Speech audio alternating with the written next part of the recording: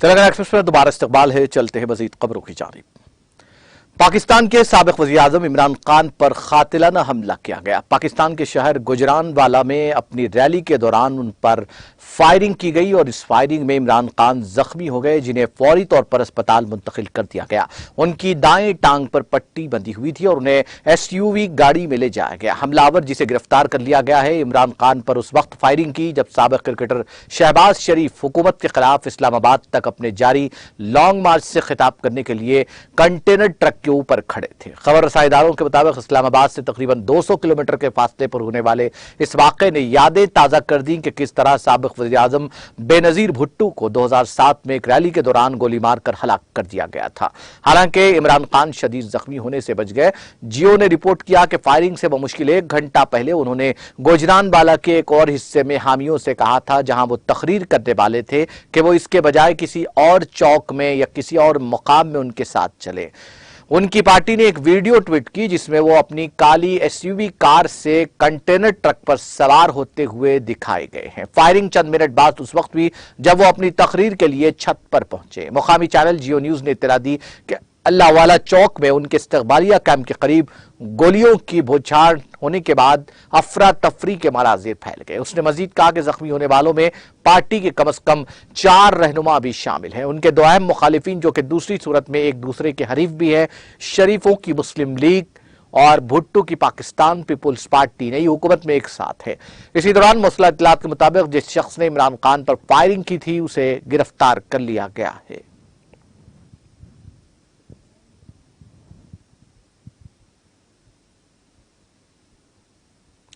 अमेरिकी सदर Joe Biden ने खबरदार किया है कि जो उम्मीदवार अगले हफ्ते होने वाले वक्त मुद्दती इंतखाबात में शिकस्त कबूल नहीं करेगा, वो मुल्क को अफरा तफरी की राह पर ले जाएगा। बाइडेन ने हमवतनों पर भी जोर दिया कि वह 8 नवंबर के इंतखाबात में सियासी तशद्दुद के खिलाफ मुत्तहिद होकर एहतजाज करें। ज्यादातर पेशगोइयों के मुताबिक ऐवान नुमाइंदगान में रिपब्लिकन पार्टी की जीत का इम्कान है, जबकि सेनेट किसी भी तरह से जा सकती है। डेमोक्रेट रहनुमा ने कहा कि साबिक सदर डोनाल्ड ट्रंप और उनके हामी साजिश और बददियानती को फरोग दे रहे हैं। रिपब्लिकन पार्टी ने बाइडेन पर जवाबी हमला करते हुए कहा कि वो तकसीम और इनहराफ की कोशिशें कर रहे हैं।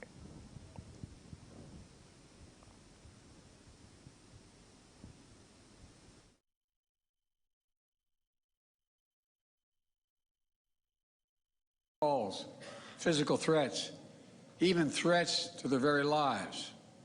In Georgia, for example, the Republican Secretary of State and his family were subjected to death threats because he refused to break the law and give in to the defeated president's demand, just find him 11,780 votes. Just find me 11,780 votes.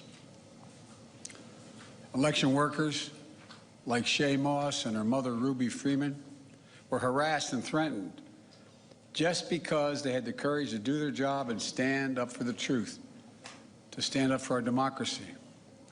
This institution, this intimidation, this violence against Democrats, Republicans, and nonpartisan officials just doing their jobs are the consequence of lies told for power and profit, lies of conspiracy and malice, lies repeated over and over to generate a cycle of anger, hate.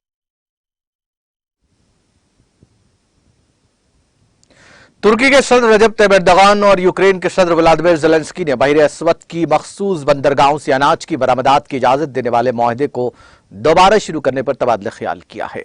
तुर्की के सदारती दफ्तर की तरफ से जारी एक बयान में कहा गया कि ज़ेलेंस्की के साथ फोन पर बातचीत में एर्दोगान ने इस बात पर खुशी का इजहार किया कि दोनों ममालिक ने ताउन के जरिए अनाज की तरसील के मसले को हल किया है। बयान में कहा गया कि यह पूरी दुनिया के लिए अहम है कि यूक्रेन और रूस दोनों अपनी अनाज की मसनूआत फरोख्त कर सकते हैं। इस दौरान एर्दोगान ने अनाज की तरसील के माहदे को जारी रखने की अहमियत पर जोर दिया। वाज़ेह है कि रूस ने 4 शंबे के रोज बहर अस्वद के जरिए अनाज की बरामद के माहदे के अमल दरामद पर अपनी वापसी का ऐलान करते हुए कहा कि यूक्रेन ने फौजी हमलों के लिए इंसानी हमदर्दी की राहदारी को इस्तेमाल न करने का वादा किया है।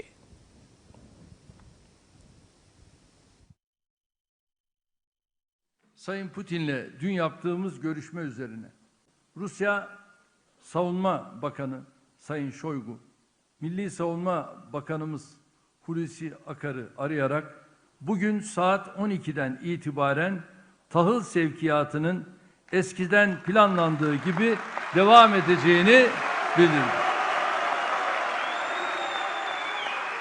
Sayın Putin'le dün yaptığımız görüşme üzerine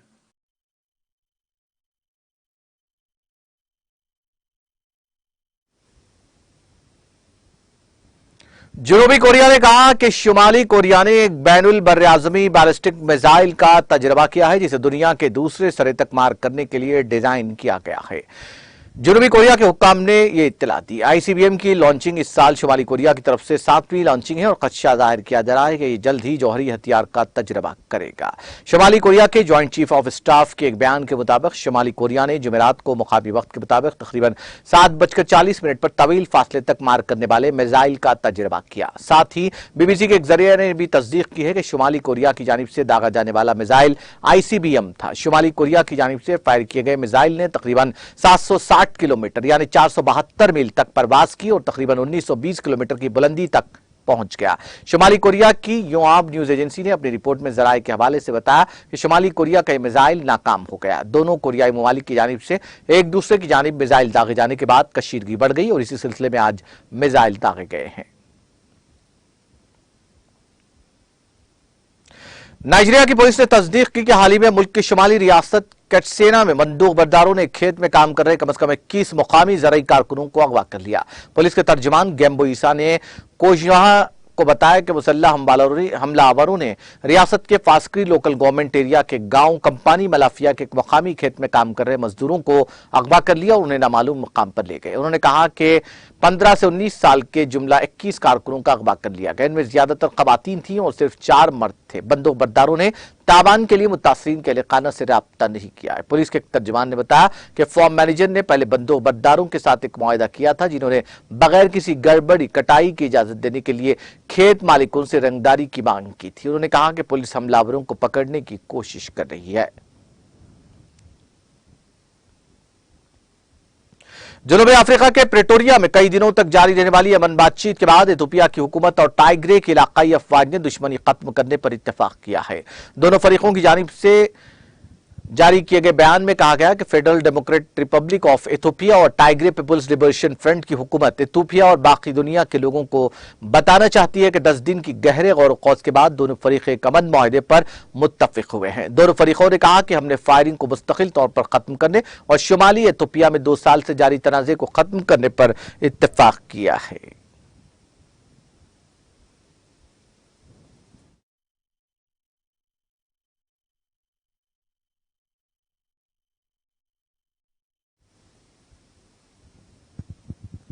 आखिर में सुर्खियां एक बार फिर। मुनगुरु हल्के में जिमनी इंतखाब के लिए रायदही का अमल मुकम्मल। रायदहिंदों ने किया जबरदस्त जोश खरोश का मुजाहरा। मजमूई तौर पर जबरदस्त टर्नआउट का इम्कान। 6 नवंबर को नताइज का ऐलान। वनपर्ती जिले की तरक्की में अवाम भरपूर ताउन करे। ओहदेदारों के जायजा इजलास से रियासती वजीर निरंजन रेड्डी का खिताब। दीवार की तामीर के लिए हाई कोर्ट में फर्जी दस्तावेजात दाखिल करने का मामला। आंध्र प्रदेश के साबिक वजीर और फर्जंद को सीआईडी पुलिस ने किया गिरफ्तार। लाल किले पर लश्कर तैयबा के दहशतगर्द हमले का मामला। सुप्रीम कोर्ट ने की पाकिस्तानी दहशतगर्द आसिफ की सजाए मौत की तौसीक।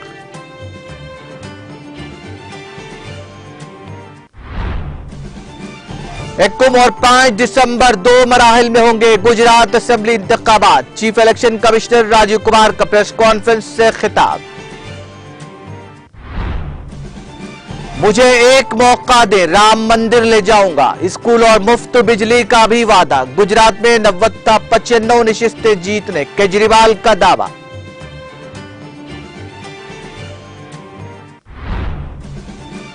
अगर गुजरात में हुकूमत बनती है तो हम एलपीजी सिलेंडर 500 रुपए में देंगे। इंतखाबी शेड्यूल के ऐलान के बाद कांग्रेस सदर मल्लिकार्जुन खड़गे का बयान।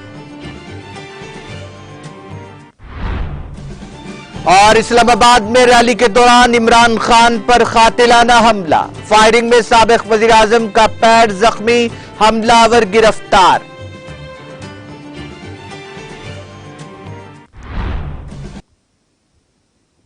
तेलंगाना एक्सप्रेस में फिलहाल इतना ही। मुझे और मेरी पूरी टीम को दीजिए इजाजत। ताजा तरीन अपडेट्स के लिए देखते रहिए टीटीवी।